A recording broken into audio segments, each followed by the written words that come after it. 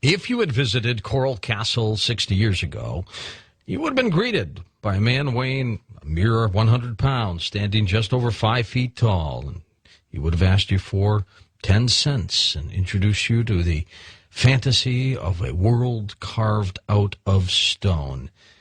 And as you moved around and looked around, you couldn't help but notice Edward Leedskalnin and his work. Since it's documented that no one really ever witnessed Ed's labor in building his rock park, some say that he had some strange powers indeed. Ed would only say that he knew the secrets used to build the ancient pyramids, and that if he could learn them, you could too. In a moment, our special guest tonight, Joe Bullard, on Coast to Coast AM. Joe Bullard was born in Florida in 1951. That makes him younger than me, the scallywag. He attended the University of West Florida and graduated with a bachelor's degree in journalism in 1974. He found out about the Coral Castle on the television series, remember this one? In Search Of. That was in September of 84. Joe spent 10 years of research at Coral Castle and started writing Waiting for Agnes in February of 1995. It took him 5 years to get the story on paper and almost 4 years to publish it. We'll talk to you about that in a second. Joe, how are you? Welcome back. Thank you so much, George. It's a pleasure to be back. My pleasure indeed. And Coral Castle, I'm telling you, over the years that we've talked to you and some other people have gone out there, still captures everybody's imagination, Joe. George, there's more people coming forth now. I was just telling Tom that as I was going back tonight or this last week preparing for the show, I've got notes spread all over my floor and walls here. So if you hear me scrambling for paper, when you ask me a question, I have found notes and stuff that I made, George, over the years that I had forgotten about even existed, going back to some really weird things. And tonight I want to cover everything, look under every rock, and some of these things I'm going to tell you are strange and weird, but that's why we study Coral Castle. Well, Joe, we're going to look under every rock. We're going to need Ed Leedskalnin to come back and help us lift some of them, huh? Yeah, and his anti-gravity machine, if we can figure it out. Well, before we get into Coral Castle, I want to get you, because, when you were on with me a couple of years ago, I did ask you this question, and that was, because you've studied Coral Castle, what is your interpretation of the pyramids, the ones at Giza, and how they were built? George, I've studied all those things, not with the mind of a scientist, but just trying to figure it out. What would it have taken to build those pyramids? And from what I can determine, and there's a story told of a dead cat that they found inside the pyramid, the Great Pyramid there. He had been dead for something like 20 years, and his body had actually mummified. And they found out the reason was there's a magnetic force that's set up when you set the Great Pyramid on the true north compass. It actually causes a magnetic force to be functioning inside the Great Pyramid. Well, what that magnetic force does, George, is it pulls the water out of the body, which mummified it.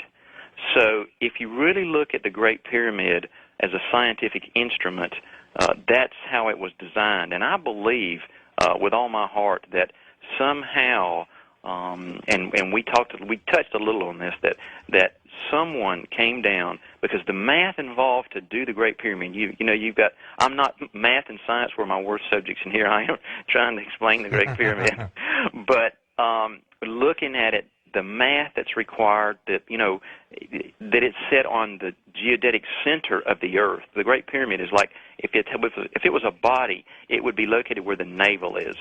Someone put that there as a scientific instrument, not as a tomb. And there's evidence now that it is a scientific instrument. And I believe that, as we talked before, someone came in, whether they were Atlanteans, whether they were aliens, someone had the technology to put that thing together that we have lost in time. Okay, now we go to Coral Castle. We're going to talk about ley lines. We're going to talk about how Leedskalnin moved Coral Castle. But more importantly at this point, Joe, let's talk about the man, Edward Leedskalnin, a frail man, 100 pounds, 5 feet tall, maybe an inch or so higher. Who is this guy? Who was he? Ed, to start his story off, it begins in Latvia, which borders Russia. Ed was born to a family of farmers. But I found out, I think his real love and his real knowledge and learning came from his grandfather. You know, usually, George, we inherit some type of talent from some genetic person that we had, whether we come in as a carpenter or a movie star or whatever, something we usually inherit from someone. Ed's father was a farmer, and he grew up in the area there of Latvia, and there's a lot of rock quarries there. And Ed, as a child, was taught by his grandfather. He loved to read. He was sickly as a child. Ed was not able to go out and play like most children too much because he had sort of like asthmatic symptoms. And as you said, he was only 5 feet 100 pounds, and he was a little bit frail. Now, as he grew later on, he got a little more muscular and a little more meat to his bones, but he was a pretty sickly person, so he read a lot of books.